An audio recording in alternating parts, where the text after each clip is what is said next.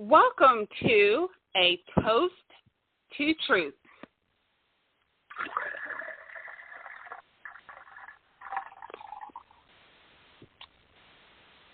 Are entrepreneurs the new cool kids? This is Season 1, Episode 4, with my special guest host and business twin, Vanessa Wade, president of Connect the Dots. Connect the Dots PR. Hey, Vanessa. Hello. I'm so happy to be here, and congratulations on starting the podcast. Thanks. So before we get into today's topic discussion, let's go ahead and pop some bubbly.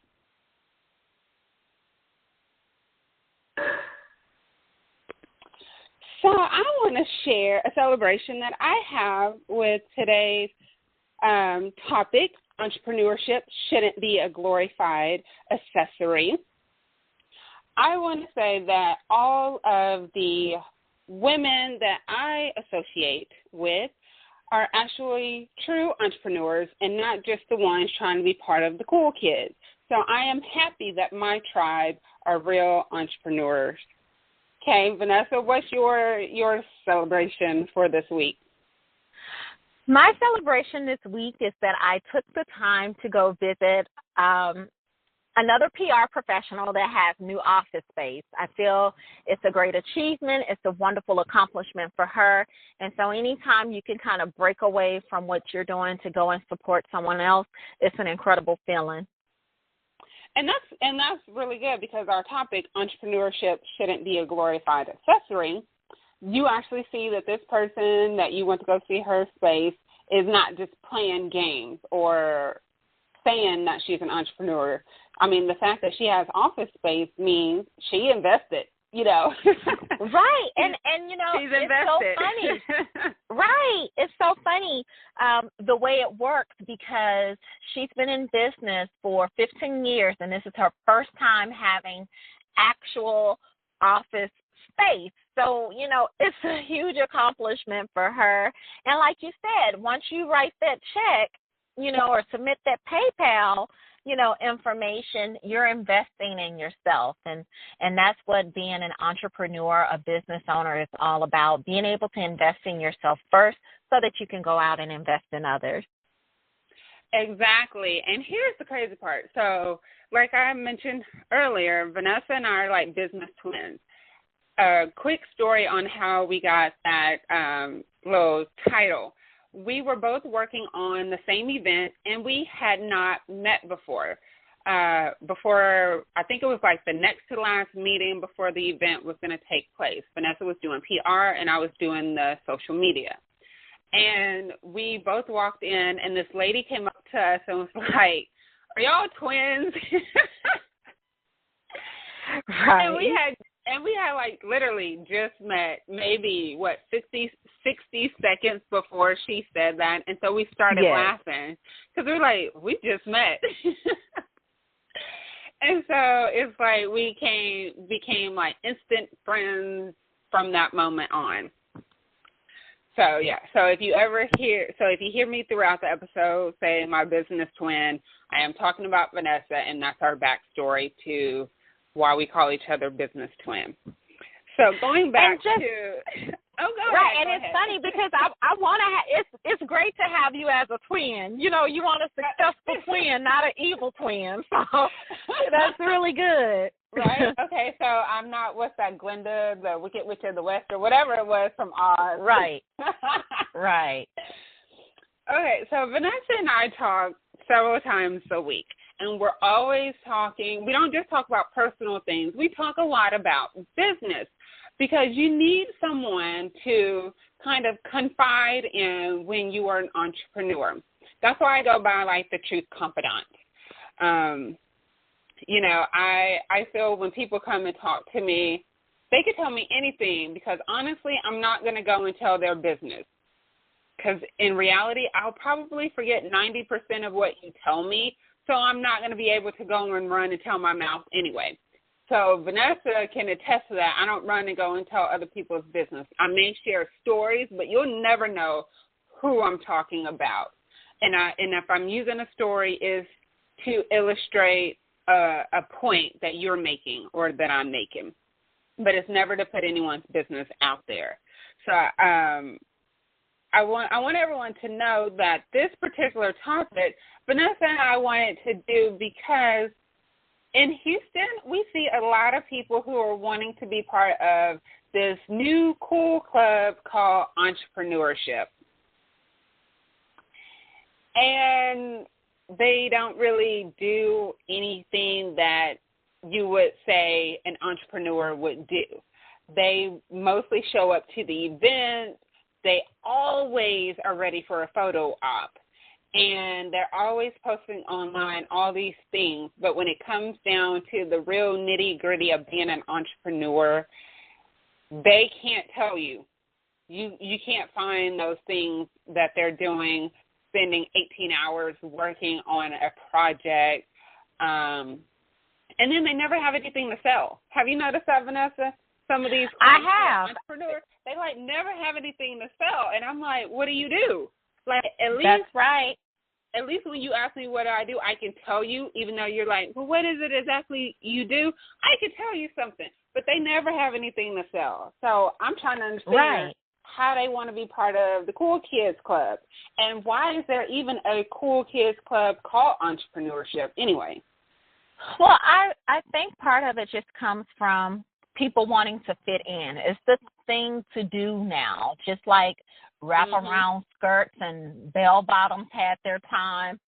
This is the time now for for business owners. It's like it's the cool accessory. But what people don't understand, it's not just something you can pick up and take off. This becomes your life. And so if you see other people and it looks glamorous, it's like, oh, I could do that too. Why? Because I have a cell phone and some business cards and somewhat of a following. And so people feel like, well, I can do this. And so, I look at artists and how they create, and then someone slides in and they feel like, wow, you're a disgrace to the profession. Now, while I may not use the word disgrace, I will say when we see these people that are shady in business, that are unlawful, not very truthful, not very forthcoming, then they do a disservice. Yeah, unethical, then they do a disservice to small business owners, because we are in the business to help people. We've been burned before. We want to cater to a different caliber of client. So we decided to take the reins and do this because we wanted to make a difference. And so when someone comes in with bad motives, false intentions, it doesn't help build us up as, business owners, as entrepreneurs, as women. It doesn't help. And so I don't know what this whole fascination is with it, because it's a lot of hard work. It is. It's more work than if you had, a job. Like when I was a teacher, there were some teachers, we know they did not do anything all day. We knew they did absolutely nothing all day, but yet they still got a check every other Wednesday. And I'm just sitting here I work my butt off in that classroom 5 days a week with a whole bunch of 6 and 7-year-olds, and we both getting paid. And I know you're not doing anything but running your mouth, gossiping. And then when you do come and supposedly teach, you sitting in a chair, not even really interacting with your kids, but you're still getting a check. So as an entrepreneur, if I were to have that type of work ethic where I'm sitting around gossiping all day on Facebook or watching Periscope all day and being a part of other people's Amen choir, and for those who don't know what I mean by Amen choir, it's those people who watch every episode, who like and comment on every post you have on social media, and they're like, yeah, girl, yeah, but yet they're not doing anything themselves. But they're an entrepreneur. Exactly. That's what they call themselves. They call themselves an entrepreneur, but they are cheering you on the whole time. So if I were to have that mentality, I wouldn't get a whole lot of stuff done. This podcast, people have been telling me I should do one for years. but I felt it should be something I wanted to do on topics that I felt were useful for people to listen to. And so literally, it's been, a couple of weeks? It was like mid-January, wasn't it, Vanessa? Like when I reached out and I was like, I'm going to do a podcast. And I went straight to work, like getting a graphic designer, getting help. I even took, a webinar with John Lee Dumas of Entrepreneur on Fire on the basic fundamentals of podcasting. Like when I told Vanessa I was going to do this, I actually went and started doing the work to get this done. Right, and that's how it should be. And I think a lot of times the reason it's so easy to become an entrepreneur is because no one necessarily talks about the hard times, the grind, the crying, the panic attack, looking at your bank account going, oh, I only have $15.85. I mean, and these are some of the things that happen. And so one thing that helped boost me up this week, I had two really cool things happen. One, someone came to me and said, well, can we do lunch? And I said, sure, great. And so once they got there, I said, okay, I'm all yours. I'm going to turn off my phone. Here I am. What do you need? And they said, I just need someone to talk to. And for me, it's like, wow, you just need someone to talk to, because, again, that's not something that we openly share, that, hey, business is slowed down or business is booming and I'm not even sure if I want to do this anymore. But no, it's kind of, good point. Yeah, I mean, it takes a lot of work. And so even with the friend of mine that has her office space now, I said, well, you've been doing this going on 15 years. How do you do it? How do you keep it together? And she said, oh, girl, I quit every other week. Let me interject something real quick. I quit college when I was in undergrad every other week. Like, I would go to the registrar's office, and by the time, I think the 100th time, they were like, look, Miss Brainy, this is your new advisor. Here is your final degree, your final major. You are graduating this year. Right. But see, that's the thing. We have those moments. Something drove you to going there, on a weekly or biweekly basis. And so from that, she said, I quit every other week, but, I get up and I keep going. And she began to tell me what she's going to do this year that she hasn't done in all the other years. And that's what being an entrepreneur is about. You don't just say, oh, I have office space and, I take a Uber to work every day, and every day is sunshine and rainbows, and it's really great. You share what hasn't worked. I mean, we've had a lot of failures. So, it's really good. A lot of people don't share the failures. Like if people haven't listened to episode 2, where I talked about being homeless. Vanessa knew my situation. Like, I was homeless for 25 months, and only my close friends knew about the situation. But yet, I'm still running a business. So and doing it successfully. So it was just crazy. I'm helping all these people make money, but I did not have enough to have a roof over my head. And so that gets back into, like, I learned I wasn't charging enough. I learned that I was giving too much free information because I was doing a lot of, like, hangouts and a lot of stuff. People were getting information from me. And like, oh, girl, you helped me so much. I made blah, blah, blah.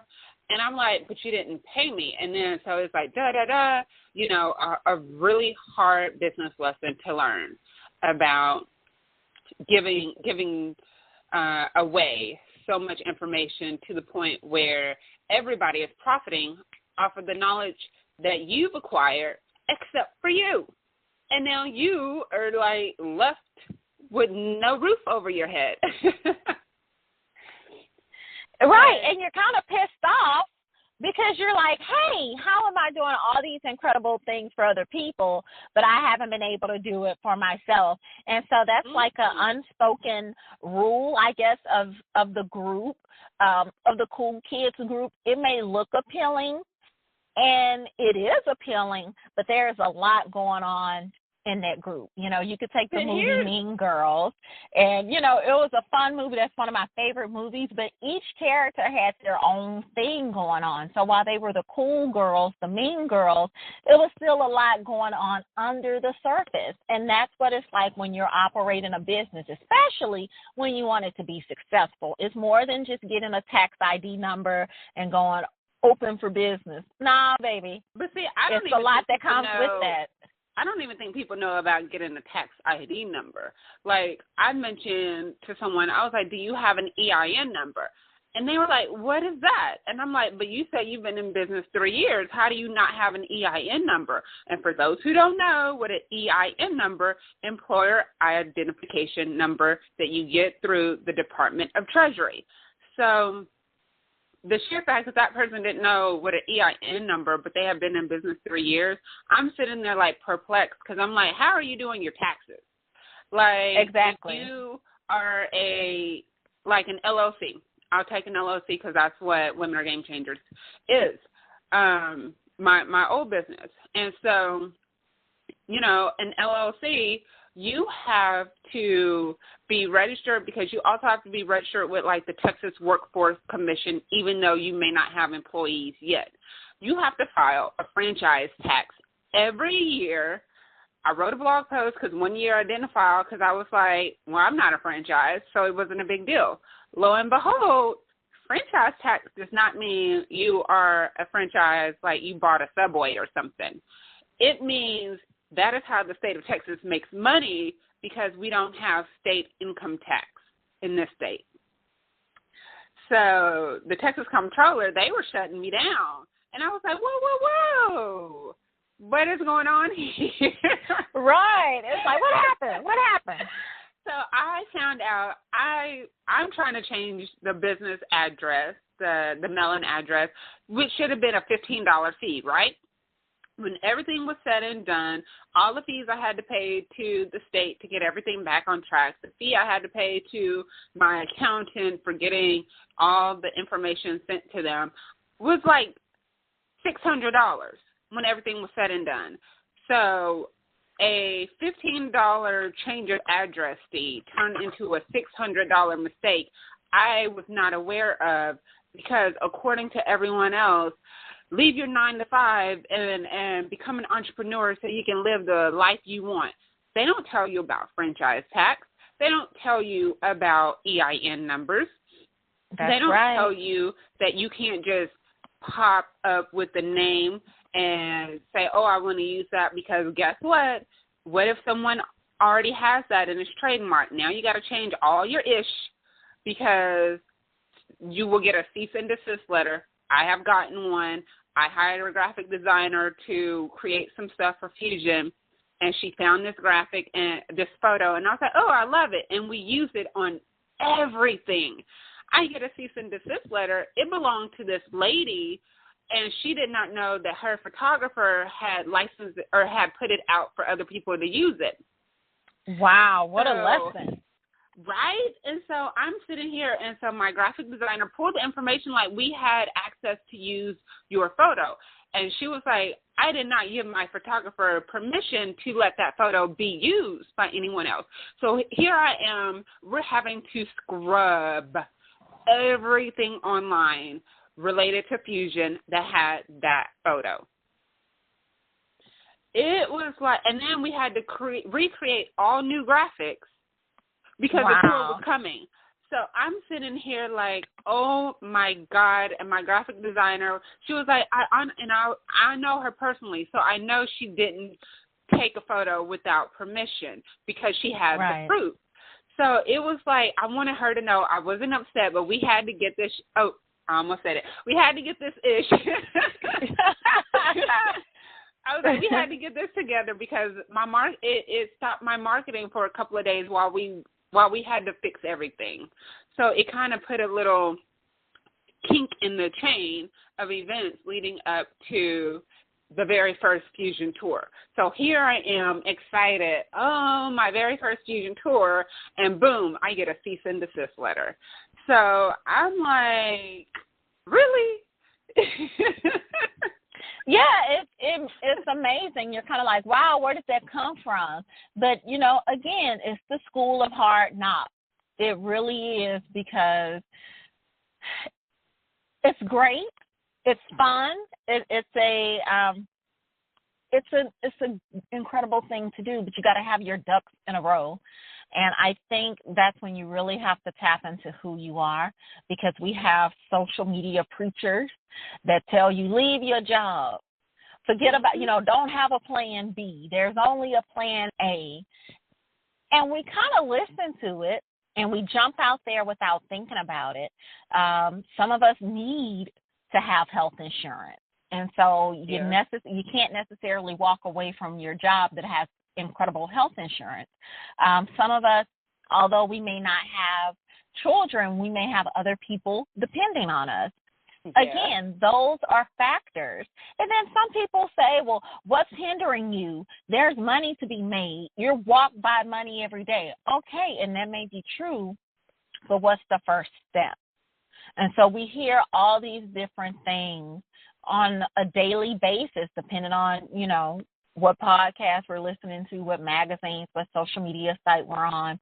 We hear these things all the time, and we take them to heart, and we jump, we leap, but sometimes we're not really ready. We don't have everything that we're supposed to have. Or we don't even know why we're jumping. We're just trying to be part of the cool kids club, Right. It becomes one of those, well, if everybody else is jumping off a bridge, would you do it? Yes. Right. You don't know why you're jumping. You're like, well, it looks cool.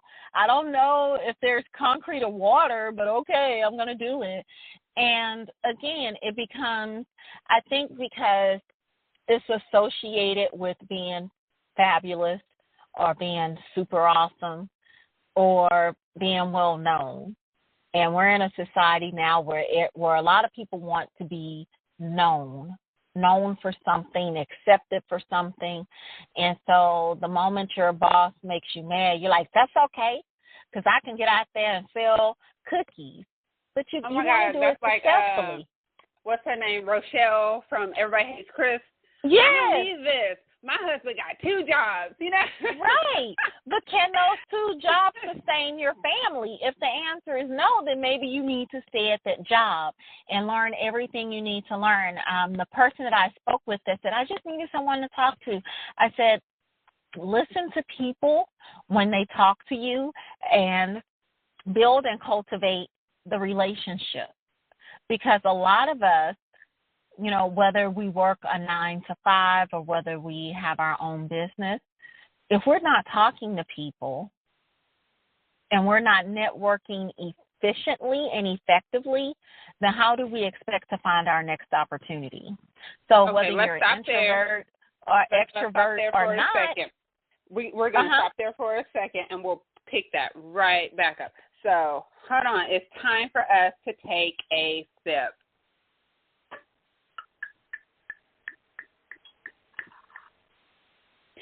If you love this episode, why don't you listen, rate, and share the truth with your online following?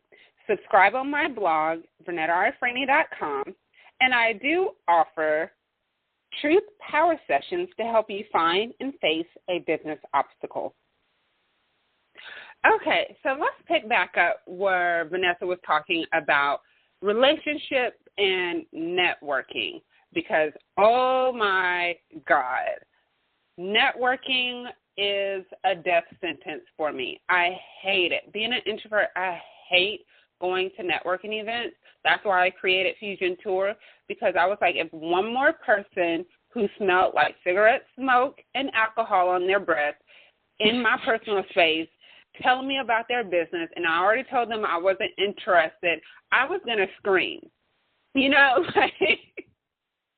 Exactly. And so it's horrible. Networking is it's horrible. It's like you're being accosted by people who are pushing their stuff on you, especially like women who are like in the beauty scene. I don't wear makeup on all the time. And, I keep my hair short now. So when I would tell them I'm not interested, oh, well, then I'm like, what part did you not hear? I go, I'm not even wearing makeup. Are you seeing this? Like, right. If I was interested in makeup, I would wear bad makeup or whatever, but I'm not.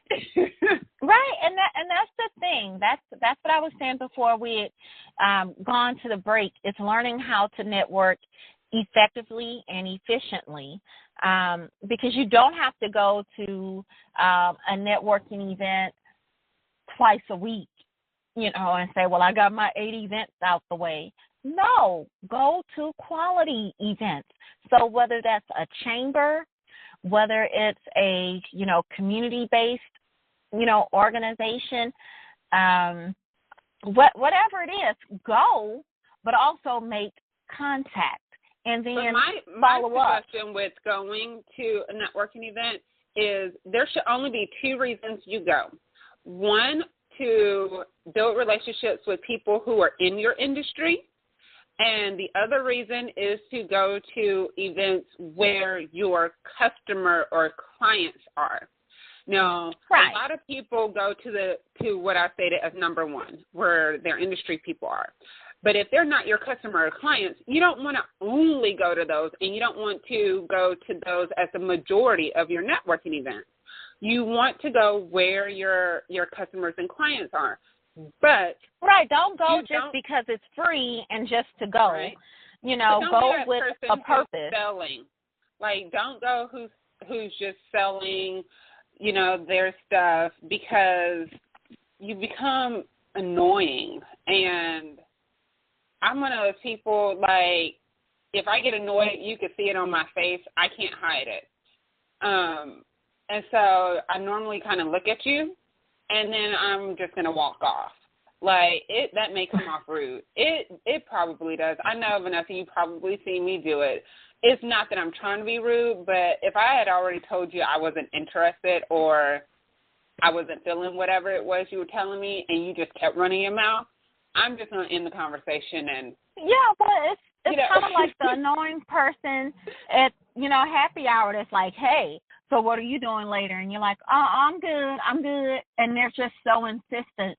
But I believe in the power of networking because that's where we get a lot of our opportunities. I've seen it benefit other people. I've seen it benefit myself, where you may not carry on a long conversation, but you say enough to pique a person's interest. And then again, you follow up either that night or a day or 2 later, just reiterating how you met, whatever you have in common. And then, hey, do you want to have lunch? Do you, looking forward to chatting with you? Because here's the thing about the networking, though, is that a lot of people, it goes back to our title, Entrepreneurship Shouldn't Be a Glorified Accessory. That's where you get a lot of entrepreneurs.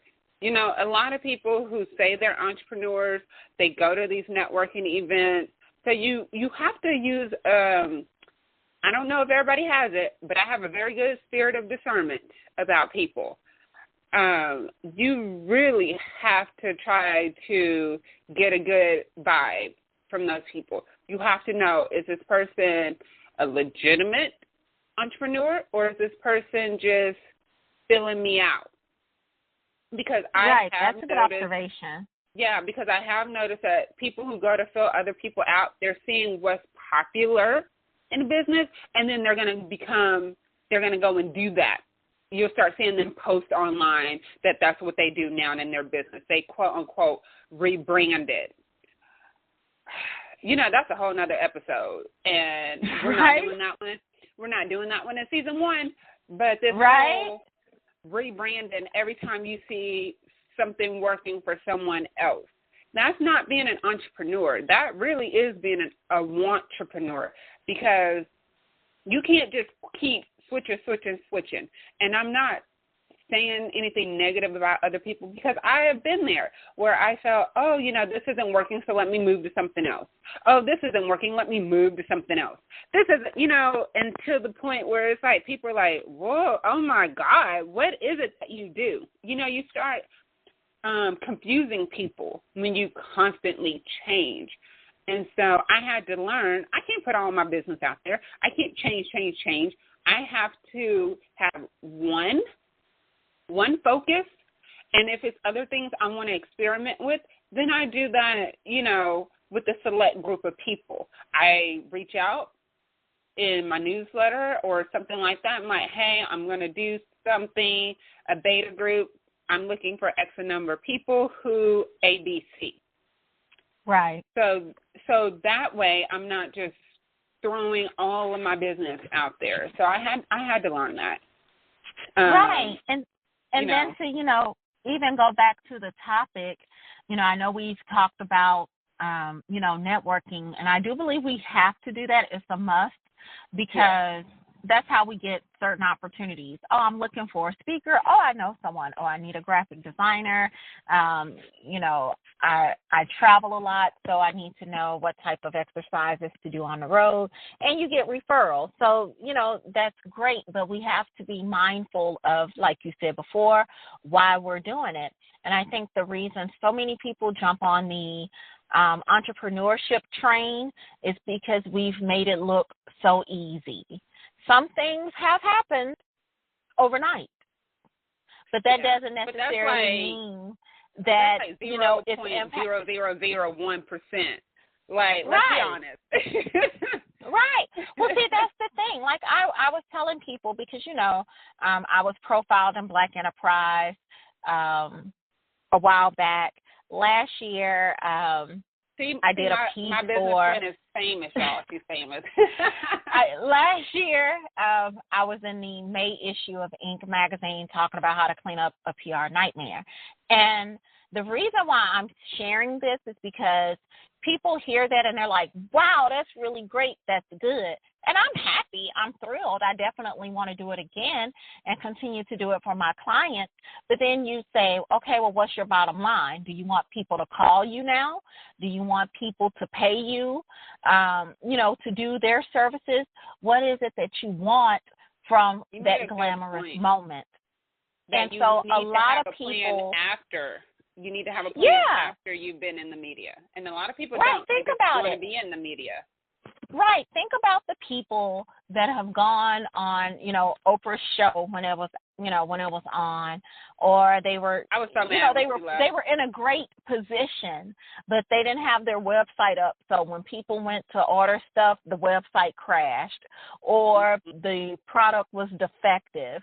So it's more than just saying, hey, I've been able to have this huge media moment. What's the takeaway? And I think because we don't always show it. Yeah, I think we don't always show the takeaway, so you can do these incredible things, but it may not add to your finances. It may not add to your overall goal. And so you have to say, I've been able to achieve some great things, but what has it done for me? Because as an entrepreneur, your goal is to help people, but it's also to make money. So you can be on the cover of Fortune magazine, but you want to have some type of fortune. You don't want to have $4 in the bank. Seriously, I get so sick of people making it look so easy because then you feel, well, maybe I'm doing something wrong. If all you had to do was give out your business card and that's how you get business all the time, really? Well, I should have at least 1,000 customers because I'm sure I've given out. How many cards? Yeah.